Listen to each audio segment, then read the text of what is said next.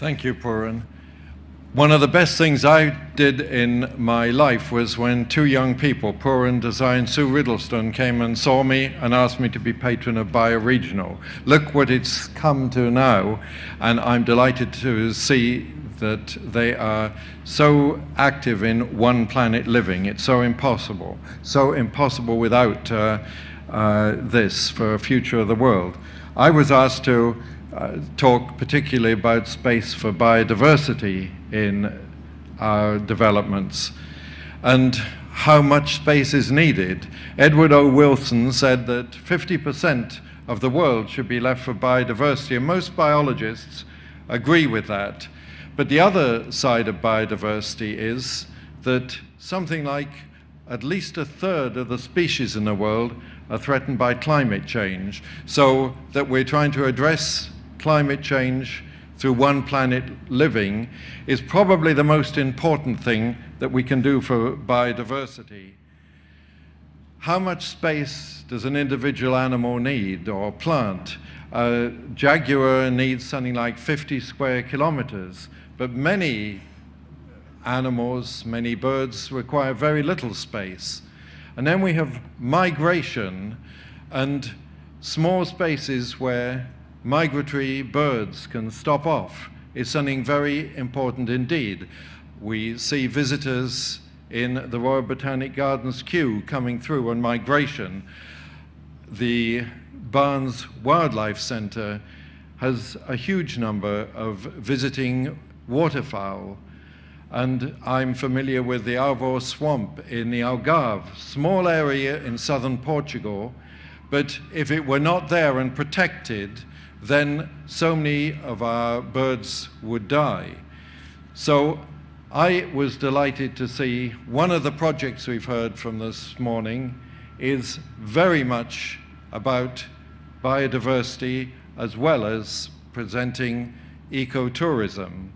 90% of the area of the Mata di Sesimbra, and Mata means forest, so it's good that it's got forest in the title there. 90% for forestry, agriculture, and wildlife. I think that this is a project which truly is thinking about biodiversity. It includes agriculture. That will require careful management, but on the other hand, that is very linked to local produce for it. One of the things that is so important today are corridors. And in all projects, we need to think about corridors for biodiversity. So I've been involved in corridors between small areas of rainforest that have got isolated in the Mata Atlantica in Brazil, and trying to create corridors between the areas. And I've seen how a small area can be completely revived and species return simply because you have a corridor. The planning for corridors in the Mata di Sesimbra is excellent, and it's very good that many of those are along rivers. And then forestry in that project to gradually replace the non-native species. I was very pleased to see this gradual change from non-native pines to cork oak, a commercial product, and buy bottles with corks, not with plastic, because that is truly supporting an awful lot of wildlife in Portugal and Spain, the cork industry, because where the cork oak trees come from, there is a great amount of wildlife, animals, birds, and other species of plants. So please continue to use cork. Then the other thing in that project is that they see that you can't do that instantly. As we heard, a cork oak takes 40 years to grow. And so phasing this was another very good thing about the Mata di Sesimbra. And lastly, I was interested to see in that project that they intend to have a green tax for conservation.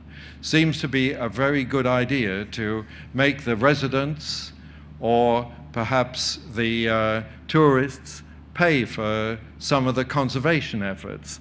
I've been involved in 2 projects that are doing that. One in Brazil with an apartment block where there is a small tax for preserving an area of Atlantic rainforest.